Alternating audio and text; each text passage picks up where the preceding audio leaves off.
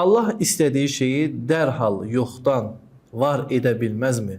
Quran-ı Kerim buyurur ki, Allah bir şeyə ol desə və o da olar. Bəs niyə görə Allah Teala yeri və göyləri yaradarkən deyir ki, mən yeri 6 və yaxud 7 gündə yaratdım.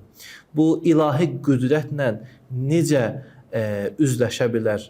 Hansı formada biz bunları başa düşə bilərik? Allahın qüdrəti Quran ayələrinə və İslam təlimlərinə əsasən sonsuzdur. Və Allahın qüdrətinin mənası budur ki, Allah istədiyi hər bir şeyi edər, istəmədiyini etməz.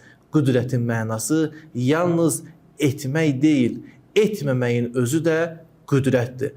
Bu əsasla Allahın yeri və göyləri 6 gündə, daha doğrusu 6 mərhələdə yaratmasının əsas səbəbi ilahi qüdrətə deyil, bu maddi aləmə qayıdan bir məsələdir. Maddi aləm səbəb, nəticə üzərində qurulduğu üçün Allah Teala buranı 6 mərhələdə yaratmışdı. Huvəl-ləzi xalaqəs-səmavati vəl-ərz fi sittəti əyyamin. Yəni Allah Teala göyləri və yeri 6 gündə, gündə məqsəd, yəni 6 mərhələdə yaratmışdır.